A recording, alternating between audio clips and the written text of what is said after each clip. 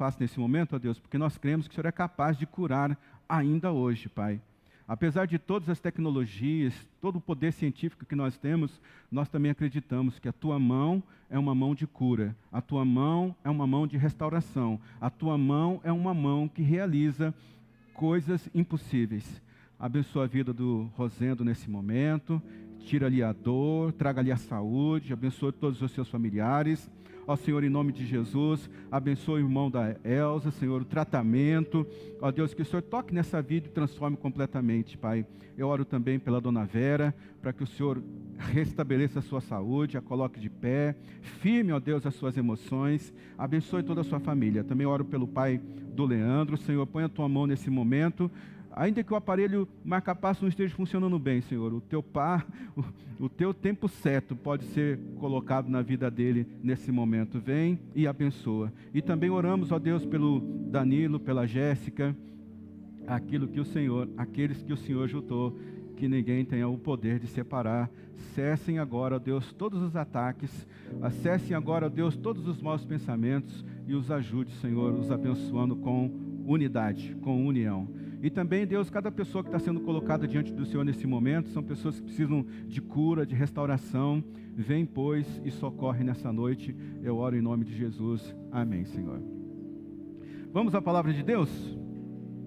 Abra a sua Bíblia, Lucas, capítulo 24. Vamos ler versículo 13 até o 33. E também depois você vai abrir o livro de Jonas, capítulo 1. Vamos ler versículo 1 ao versículo 3. São dois textos que nós leremos nessa noite. O primeiro é Lucas, o capítulo 24, verso 13 em diante. E Jonas, capítulo 1, verso de 1 a 3. Enquanto você está lendo aí, enquanto você está abrindo a sua Bíblia, eu já vou lendo para a gente poder ganhar tempo, tá bom? Nós vamos ler primeiro Lucas, capítulo 24, versículo 13 em diante.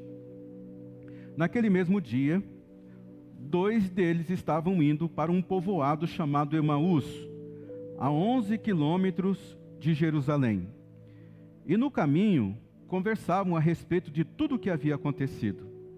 Enquanto conversavam e discutiam, o próprio Jesus se aproximou e começou a caminhar com eles.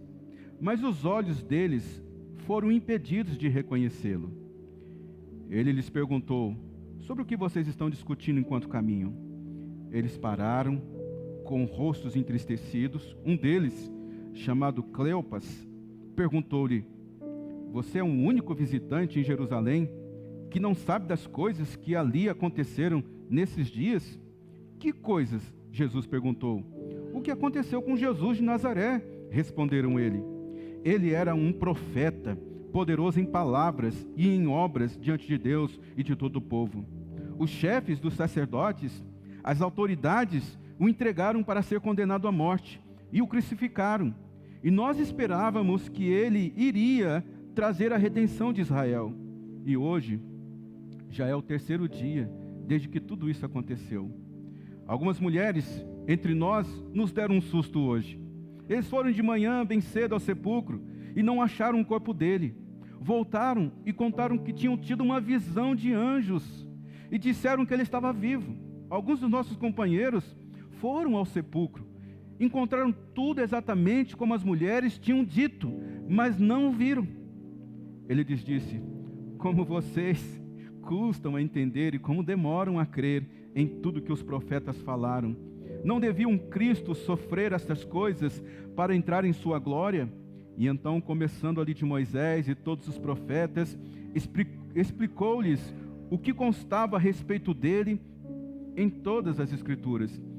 Ao aproximarem do povoado para o qual estavam indo, Jesus fez com quem ia mais adiante. Mas eles insistiam muito com ele: fique conosco, pois a noite já vem e o dia já está quase findando. Então ele entrou para ficar com eles. E quando estava à mesa com eles, tomou o pão, deu graças, o partiu e deu a eles. E então os olhos deles foram abertos e o reconheceram. E ele desapareceu da vista dele. Perguntaram um ao outro: não estava queimando o nosso coração enquanto ele nos falava no caminho e nos expunha as Escrituras? levantaram-se e voltaram imediatamente para Jerusalém, e ali encontraram os 11 e os que estavam com eles reunidos. Vamos para Jonas capítulo 1. A palavra do Senhor veio a Jonas, filho de Amitai, com essa ordem: vá depressa à cidade de Nínive e pregue contra ela, porque a sua maldade subiu até a minha presença. Mas Jonas fugiu da presença do Senhor, dirigindo-se para Tarsis. Desceu à cidade de Jope, onde encontrou um navio que se destinava àquele porto. E depois de pagar as passagens, embarcou para Tarsis para fugir do Senhor. Embarcou para Tarsis para fugir do Senhor. Por favor, ore comigo mais uma vez. Obrigado, Deus, por essa noite incrível que o Senhor está nos dando na Tua presença. Já fomos tanto ministrados aqui, já Te adoramos, entregamos o nosso louvor, celebramos a ceia. Agora, Deus, nos dê discernimento para escolher o caminho certo. Nós não queremos atalho na nossa vida, Senhor, mas nós queremos percorrer o caminho, a Tua direção. Assim, estabeleça a Tua voz nessa noite sobre as nossas vidas, nos dando sabedoria para enxergar, para entender a Tua palavra que é exposta aos nossos corações nesse momento. Assim, nós oramos no nome poderoso de Jesus. Amém. Tome o caminho certo. Se tem algo na nossa vida que é terrível, é você caminhar por um caminho, se esforçar, avançar, progredir, mas quando você chega naquele lugar, você diz: não era aqui. Não era aqui que eu pretendia chegar. Perceba e entenda que eu e você, nós não nascemos para errar o caminho. Eu e você, nós nascemos para acertar o alvo, acertar o caminho. Nós, homens, gênero masculino, nós temos muita dificuldade com isso, né? Às vezes nós pegamos um caminho e a gente vai, e aí, se você é alguém que dirige com a sua esposa do lado, você deve ter passado por esse aperto, assim, ó, esse não é o caminho, esse aí não vai dar certo, mas você vai, a gente vai, e quando chega lá no final a gente percebe que realmente não era aquele lugar que a gente queria chegar. Então a pior coisa que a gente tem para ouvir nesse momento é ouvir da mulher: eu te avisei. Eu não sei porque Deus fez esse negócio com a mulher, colocou dentro dela um senso de direção que é incrível, ela acerta quase todas as vezes, né? E quando ela não tem dificuldade de acertar, quando ela percebe que alguma coisa não está indo certo, ela não tem vergonha, não tem medo de pedir orientação, de pedir ajuda. Ó, como é que eu faço para chegar, né?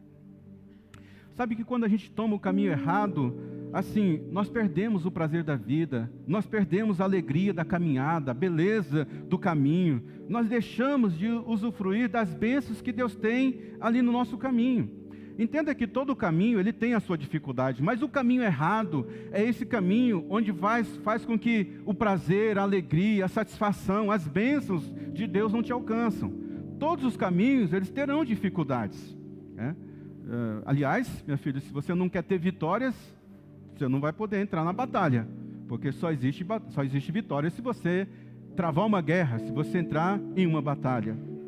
Então, a gente está aqui diante de Lucas, capítulo 24, e Jesus tinha dado, assim, uma orientação muito específica para os discípulos. Jesus acaba de ressuscitar, e Jesus tinha dado essa ordem para eles: não saiam de Jerusalém até que do alto sejais revestidos. Olha que promessa. Fiquem aí em Jerusalém, porque eu vou fazer algo que vai, assim, revestir a sua vida de uma nova graça. Jesus deu essa direção muito específica para os discípulos. Mas esses dois discípulos, que nós não conhecemos o nome, apenas sabemos que eles são os discípulos do caminho de Emaús, e nós vimos esse caminho, tivemos o privilégio de ver esse caminho de longe. Esses homens saíram de Jerusalém para chegar até Emaús, percorreram 11 quilômetros. Sabe que é você pegar um caminho assim, e ir, e depois você chegar lá na frente e falar assim: puxa, perdi tempo, né? Nós estamos, na verdade, diante de duas histórias dos discípulos do caminho de Emaús e também de Jonas, de duas pessoas, ou dois grupos de pessoas que eles erraram o caminho. E nós podemos aprender com eles, para a gente não errar o caminho. E o que nós precisamos fazer para não errar o caminho? Primeiro, nunca abandone a direção de Deus. Se Deus deu uma direção para você, se Deus deu um caminho para você percorrer, não resista ao comando de Deus. Não abra mão da direção de Deus. Deus disse para Jonas: Jonas, eu quero que você vá a Nínive para pregar contra aquela cidade. Deus disse para os discípulos: o caminho é esse, fique em Jerusalém. Mas qual é a nossa maior dificuldade? Esperar. A gente tem que aprender a esperar. Esperar, muitas vezes, na nossa vida não é retroceder. Se você esperar por alguém, se você esperar por uma situação, talvez isso possa retroceder. Mas quando você espera por Deus, quando você espera na certeza de que você está esperando algo de Deus, os céus se movem ao seu favor, porque você está esperando em Deus. Há um mover de Deus sobre a sua vida quando você espera nele. Então, olha para o comando que Deus dá ali para Jonas. Depressa, Jonas, depressa, eu preciso que você faça isso urgentemente. Vai lá e pregue para aquela cidade. Mas a gente, às vezes, idolatra a nossa vontade. Eu tenho visto isso tanto hoje. Mas eu gosto assim, mas eu quero assim, mas essa é a minha vontade. Pare de idolatrar a sua vontade. Jonas idolatra a vontade dele. Como é que Jonas faz isso? Quem eram os ninivitas? Eram os camaradas mais terríveis da face da terra. Quando eles pegavam ali os seus reféns, eles castigavam essas pessoas. Antes de matar a pessoa, eles literalmente arrancavam o couro da pessoa só para ver como é que ela ia ficar por dentro. Eles eram pessoas muito ruins. Eles eram pessoas com um coração muito mau. Então, quando Jonas olha para aquilo, eu fico imaginando que Jonas pensa assim: Deus deve estar louco. Ele quer que eu vá depressa falar com o grupo dele para que esse grupo aí se arrependa? Não, minha vontade não é essa. E às vezes a gente sofre da mesma coisa que Jonas sofreu. O que a gente faz? A gente só perdoa a pessoa quando a gente vê a pessoa sofrendo. Não, eu só vou perdoar quando eu ver ela sofrendo. Mas isso não é perdão, isso é condenação. Talvez você está querendo liberar perdão só quando você vê uma condenação sobre a vida dessa pessoa. Porque o perdão, ele é graça. Ele é graça pura. O perdão, ele não espera a pessoa merecer. Olha só, eu não merecia o perdão de Deus. Eu não merecia nada de Deus, assim como você também não. Mas Deus foi e é gracioso com você. O perdão, ele vem por causa da misericórdia de Deus. Não é porque a pessoa merece. Então, quando você libera o perdão, quando você não libera o perdão, você caminha nesse senso de justiça sua. Não, eu não vou fazer isso, porque enquanto eu não ver a pessoa sofrendo o que ela fez comigo, eu não vou abençoar a vida dela. Não, não faça assim. É Mateus capítulo 7 que Jesus diz: não julgue para que vocês não sejam julgados.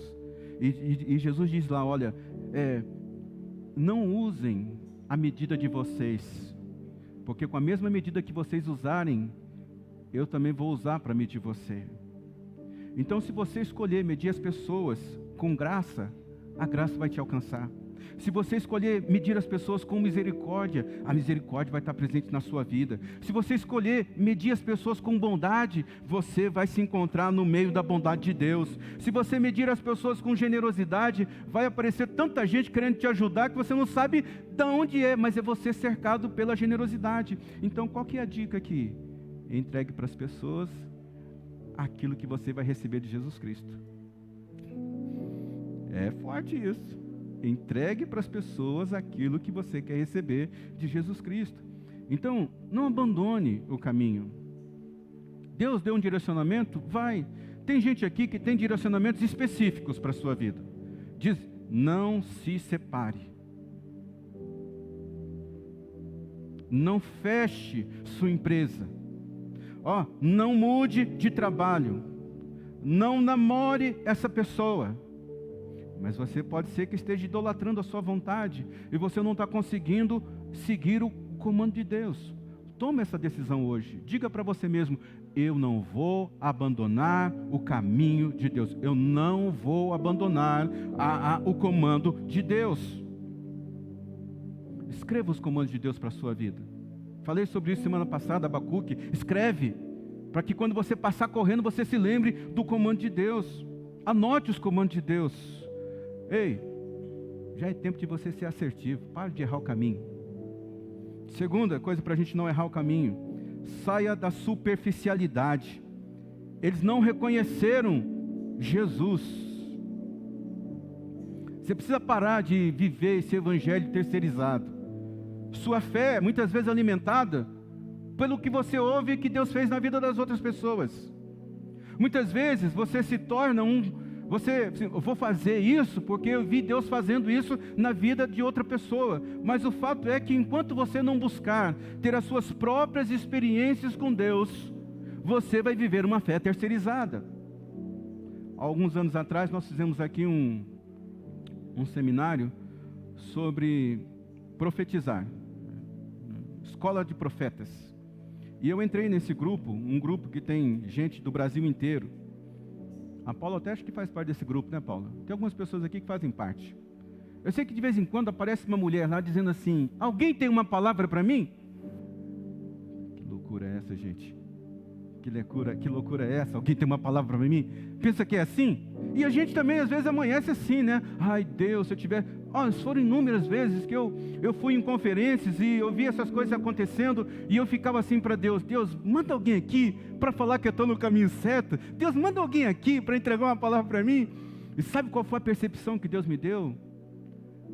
Você tem joelho para dobrar? Você tem a palavra para ler? Você tem a boca para confessar? Então você não precisa de ninguém que profetize sobre a sua vida. Você pode profetizar sobre a sua vida. Se você olha para aquela situação e você diz assim: não, eu vou vencer de novo. Não, vai dar certo. Não, eu vou conseguir. Não, eu vou vencer. Você está profetizando sobre a sua própria vida. Então assim, não seja como esses 2 discípulos do caminho de Emaús. Seja você o primeiro a ouvir os comandos de Deus. Esse ano, irmãos, daqui para frente, você tem que fazer uma caminhada de sair da superfície. Esses discípulos do caminho de Emaús aqui, eles estavam superficiais. Jesus teve que pregar para eles tudo de novo. O texto diz aqui, que Jesus diz assim: rapaz, mas como você tem cabeça dura, você é um cabeção, porque como vocês demoram para compreender as coisas, tudo está acontecendo diante de você e você não presta atenção. Então a Bíblia diz que começando lá de Moisés, passando pelo profeta, explicou tudo direitinho para eles. Já está na hora de você sair aí desse leitinho gospel. Está na hora de você comer uma feijoada, uma buchada, um pirão. Eu acho que meu público não sabe o que é essas coisas. Acho que você sabe o que é. McDonald's, todo mundo sabe. Burger King, todo mundo sabe. Feijoada, buchada, pirão, essas comidas fortes que você tem que comer. Essa sua teologia, ela é muito fraca. Esse seu entendimento gospel das coisas é muito fácil. Você precisa ter experiência com Deus, tem que sair da superfície.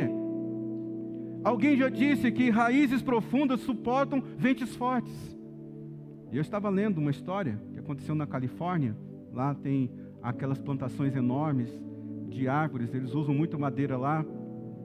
E havia uma plantação que tinha árvores altas, troncos largos. E foram lá e tiraram algumas árvores ali do meio daquela floresta. Então veio uma tempestade. Quando veio a tempestade, bateu ali contra aquela floresta e derrubou todas as outras árvores. E eles ficaram preocupados. Por que isso aconteceu? Foram só algumas árvores que foram tiradas. Mas acontece que uma árvore do lado da outra estava protegendo uma outra. Mas elas não tinham raízes profundas. Isso aqui é algo tão importante para a gente. Raízes profundas suportam ventos fortes. Jesus falou 2 tipos de casa, né? A casa fundamentada sobre areia e a casa fundamentada sobre a rocha. A casa fundamentada sobre a rocha, ela vai conseguir suportar ventos fortes. E quando os ventos fortes bateram contra a sua casa, o que você tem que fazer é levantar as suas velas e captar o vento para que você possa chegar no destino, no caminho, percorrer o caminho que Deus te pediu para percorrer. Terceira coisa para a gente não errar o caminho: não tenha intimidade falseada se conheçam. Eu acho que Jonas não se conhecia. Eu acho que ele não conhecia esse lado dele discriminatório. Eu acho que Jonas não conhecia esse lado dele assim de raiva, porque Jonas, ele fugiu do caminho de Deus, porque ele achou que Deus estava fazendo uma injustiça ao dar uma oportunidade para o povo de Nínive. Deus tinha dado essa ordem para ele: vá depressa e pregue. Então Jonas ficou com aquele negócio: eu não vou pregar para Deus salvar essa pessoa, porque Nínive é um povo ruim. Você precisa se conhecer, né? O que é que desencadeia a ira na sua vida? Por que você fica bravo com a sua mulher? O que é que te tira do sério? O que te deixa triste na vida? O que te impede de ter vontade de vir ao culto? Conheça a si mesmo, não tenha uma intimidade falseada, se conheça, você precisa se conhecer. O problema é que quando a gente se conhece, a gente se depara com a nossa fraqueza. Mas a nossa fraqueza só é fraqueza se você não conhece a fraqueza e se você não expõe a Jesus. Porque se você conhecer a sua fraqueza e você expor a sua fraqueza a Jesus, você vai ser aperfeiçoado. Porque ele diz assim, que o meu poder se aperfeiçoa na sua fraqueza. A minha graça te basta. Amigo, seja sincero com Deus. Lá em 2 Coríntios capítulo 11, versículo 20 diz: se eu devo me orgulhar de alguma coisa, que sejam de coisas que mostram a minha fraqueza. Mas a gente está nesse tempo que a gente não pode mostrar a nossa fraqueza. É tipo assim, eu não posso errar, eu tenho que estar sempre de bom humor, eu tenho que estar sempre bem, eu preciso encontrar, e esse lugar é tão pesado para a gente. Quer ver um negócio tirar, dois negócios que tiram um homem do sério, que deixam o homem abalado. Duas coisas: é o homem não ter dinheiro no bolso. Isso deixa qualquer homem atribulado. E a segunda coisa que deixa o homem atribulado é a mulher ter dor de cabeça todos os dias.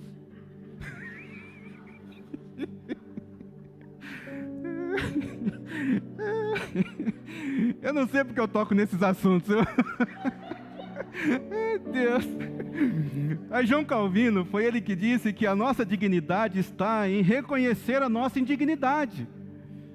Sabe, quando você conhece quem você é, você sabe que você precisa de Deus, que você precisa do poder de Deus. Pessoas dignas, elas se conhecem, elas sabem suas limitações, elas sabem assim as suas fortalezas, mas também sabem as suas fraquezas. E você está destinado a acertar o caminho. Você está destinado a ser bem-sucedido. O que você precisa fazer? É se lembrar das promessas de Deus, é confiar na palavra de Deus, é seguir os comandos de Deus. É assim que você vai conseguir acertar o caminho. Quarta coisa para a gente acertar o caminho: administre bem as suas decepções. Ouça esse diálogo que os discípulos estavam tendo ali no caminho de Emaús. Nós esperávamos. Jesus está perguntando: o que está acontecendo com vocês? Por que vocês estão tão tristes? E assim, eu consigo fechar os olhos e ver aqueles discípulos. Jesus pergunta para ele: o que foi que aconteceu? Eles dão uma parada assim, com uma cara de espanto, perguntam para Jesus: você é o único que não sabe das coisas que estão acontecendo aqui? E então eles começam a dizer: nós esperávamos, mas Jesus já morreu, já faz 3 dias. É esse vácuo entre o que a gente esperava que acontecesse e o que aconteceu de verdade. É nesse vácuo que acontece a decepção. Mas a decepção, ela é como a frustração. A gente precisa lidar com ela. A decepção, ela não pode parar a sua vida. Ela não pode ilhar a sua vida. Você tem que aprender a superar isso. Aprender com cada uma delas. Olha para Jesus. Você acha que Jesus não era para estar decepcionado? Ele se reuniu com os seus discípulos ali na noite de partir o pão. Ele sabia que ia enfrentar o Gólgota, sabia que ia encontrar ali a cruz, o Calvário. Ele sabia que teria que ficar ali no túmulo por 3 dias. Você imagina essas coisas, gente? Quando a gente descobre que está com uma doença, e essa doença tem o poder de tirar a nossa vida, como é que a gente fica? Agora você imagina Jesus. Mas a Bíblia diz que ele passou por isso, dando graças. E essa aqui é uma chave poderosa para a gente. Esse aqui é um princípio poderoso. Para a gente poder enfrentar as decepções, dê graças a Deus. Dê graças, entrega as suas graças a Deus. O Jonatas estava decepcionado com Deus, né? Coitadinho dele. Deus não me ama. Deus ama mais aquele povo lá de Nínive do que a mim. Não é possível que Ele está me mandando para lá. Os discípulos estavam decepcionados. Nós esperávamos, já faz 3 dias.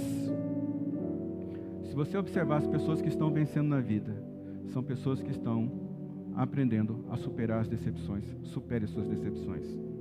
Quinto, para não errar o caminho, obtenha discernimento. É discernimento espiritual, porque você percebe que aqui nesse caso de Jonas, até os marinheiros sabiam que tinha alguma coisa errada. Perceba isso. Até os marinheiros, a Bíblia vai dizer assim que cada um começou ali a buscar o seu Deus, e porque eles viram que tinha coisa errada naquela tempestade. E você vai ficar assim, vendo a tempestade bater contra você, e você nem vai perguntar: Deus, o que está acontecendo? Deus, me ajuda a discernir esse tempo. Se você não consegue discernir, você não consegue se posicionar, você não consegue estar no caminho. Por que você não está jejuando ainda pela sua vida? Por que você não está orando mais por você, pela sua casa? Por que você está enfrentando essa tempestade só no âmbito da reclamação? Por que você está dizendo: Senhor, me livre dessa tentação, se Deus já disse para você, você tem que dizer não. Amigo, você tem que dizer não para esse flerte. Você tem que dizer não. Bota um ponto final nisso. Mas você fica falando: Deus, será que é da sua vontade?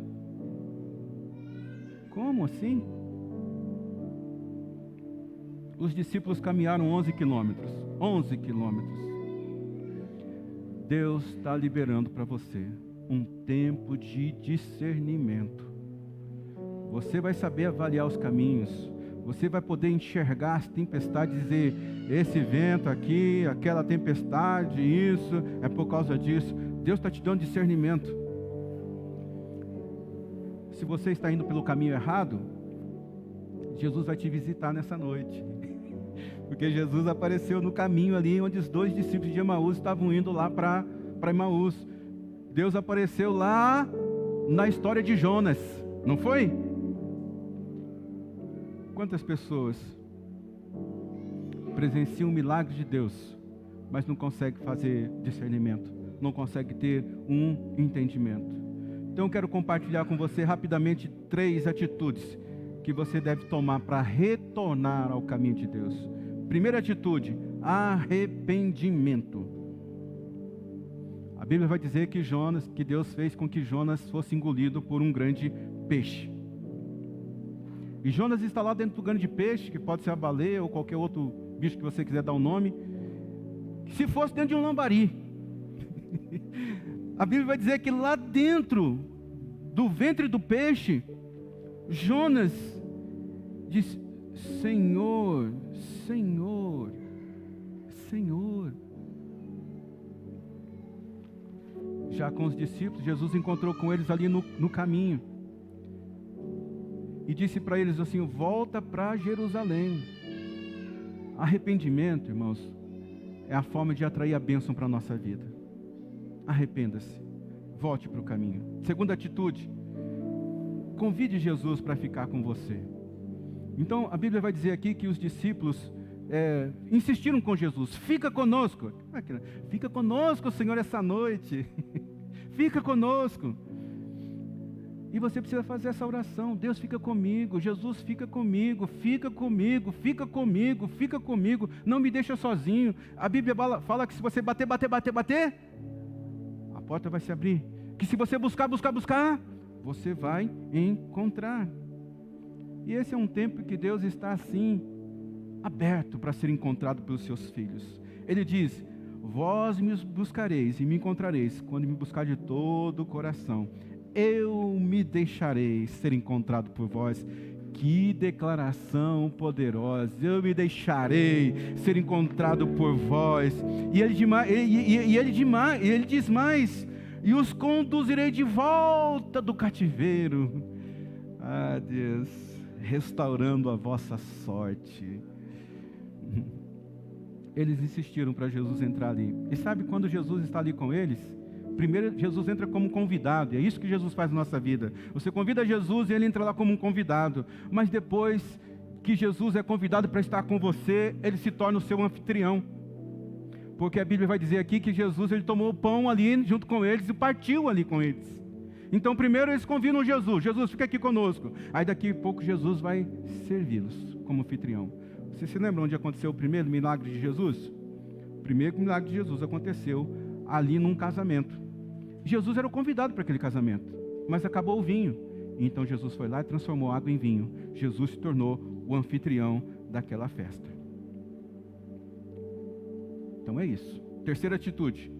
Você precisa voltar, de fato. Voltar. Mas não é voltar de qualquer jeito não, viu? Para os discípulos, a Bíblia vai dizer aqui que eles se voltaram imediatamente. Outra versão vai dizer que eles voltaram na mesma hora para Jerusalém. Já com Jonas aconteceu diferente, né? Você vai se lembrar que Jonas pegou o barco, fugiu. Quando ele está fugindo lá, os marinheiros jogam Jonas no mar. Um peixe grande engole Jonas. E quando Jonas menos percebe, ele aparece lá em Nínive. De que forma que ele aparece? O texto, ele é meio nojento. Mas a Bíblia vai dizer que Jonas foi vomitado pelo peixe lá em Nínive. Você não precisa ser vomitado em nenhum lugar. É só você voltar para o caminho de Deus. Volte rapidamente. O que significa voltar para Jerusalém? Algumas pessoas acham que voltar para Jerusalém é voltar para um ambiente geográfico, mas não é. Voltar para Jerusalém é um deslocamento, entenda isso. Não é só uma questão de geografia. Porque quando a gente fala de voltar, né, a primeira coisa que a gente pensa é a geografia. Mas aqui não é uma questão de geografia, é uma questão de deslocamento.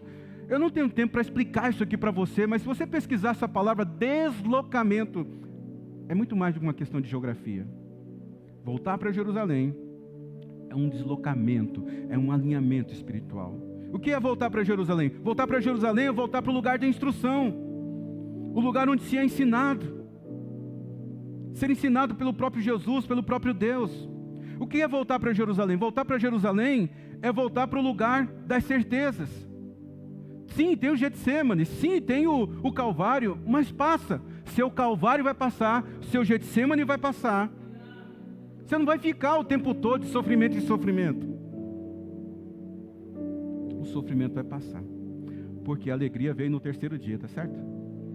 O que é voltar para Jerusalém? É voltar para o lugar da obediência. Somente os obedientes acessam as bênçãos de Deus. O que é voltar para Jerusalém? Voltar para Jerusalém é voltar para o lugar do cumprimento de promessas e profecias. Só em Jesus foram cumpridas mais de 300 promessas. Se Deus te deu um sonho, se Deus colocou algo dentro do seu coração, seja para sua casa, para sua família, para o seu trabalho, seja assim para os seus filhos, para o seu casamento, você vai chegar lá. Se você voltar para o caminho, cada promessa de Deus vai ser cumprida na sua vida. Voltar para Jerusalém é voltar para o lugar onde você recebe o poder. Jesus disse: espere em Jerusalém, fique em Jerusalém, porque vocês serão revestidos do alto. Você quer ser revestido com o poder do alto? Volte para o caminho. Volte para Jerusalém. Eu quero terminar esse culto convidando você para ficar em pé.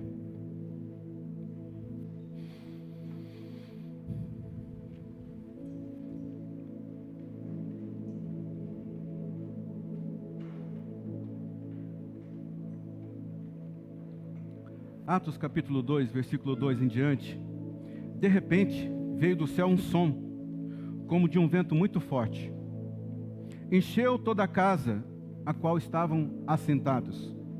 E viram o que parecia língua de fogo, que se separaram e pousaram sobre cada um deles. E todos ficaram cheios do Espírito Santo de Deus. Então começaram a falar noutras línguas, conforme o Espírito Santo os capacitava. Chegou o fim do tempo de você ficar longe de Deus. Acabou. É hora de você estar perto de Deus, junto de Deus. É hora de você voltar para casa. É hora de você voltar para esse lugar de reconciliação. E tem pessoas aqui que não precisam somente de reconciliação com Deus, não. Tem pessoas aqui que precisam de reconciliação com seu esposo, com a sua esposa, com seus filhos, com o da sua casa. Você precisa desse lugar. Tem pessoas que estão debaixo de um jugo de condenação. Por quê? Porque pegaram um caminho errado. Assim como Jacó fez isso. Jacó, ele queria tanto a bênção de Deus, ele queria tanto aquilo, que ele enganou seu pai, ele enganou seu irmão. E assim, olhando assim de longe, até é justo. Você tomou o caminho errado querendo acertar, achando que estava fazendo certo. Mas hoje você sofre consequências. Hoje você carrega uma condenação porque você pegou o caminho errado. Mas hoje é o dia de Deus trazer você de volta para o caminho. Deus mudou o nome de Jacó, trapaceiro, enganador, para Israel. Isto é, o príncipe, aquele que governa com Deus. Esse é o seu lugar. Feche os seus olhos. Ore ao Senhor, diga: Deus, eu quero voltar para o seu caminho, Deus, eu quero estar no seu caminho, Senhor. Se você é conhecido como alguém que engana, que trapaceia, alguém que é desistente, hoje Deus vai te revestir de poder e vai mudar essa configuração, essa identidade que você aí abraçou, vestiu, mas que ela não é sua. O Espírito Santo de Deus vai ministrar sobre a sua vida hoje. É Ele mesmo que está fazendo isso.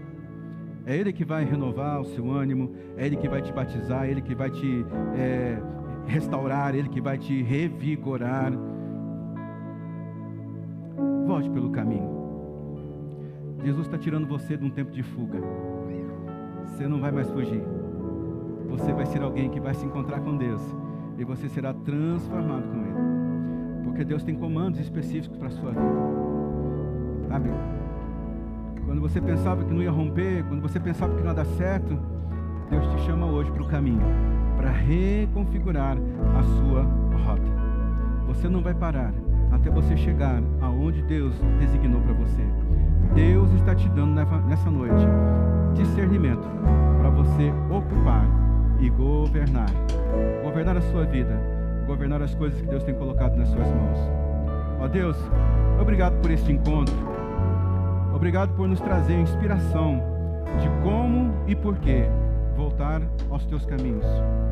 Nessa noite, abençoa cada pessoa que está aqui, Senhor. E que o amor de Deus, a graça do nosso Senhor Jesus Cristo e a comunhão do Espírito Santo de Deus esteja presente na vida dos teus filhos e filhas, hoje e para todo sempre. Amém. Uma boa noite, uma semana maravilhosa. E eu vou dar um abraço gostoso em você ali na nossa recepção.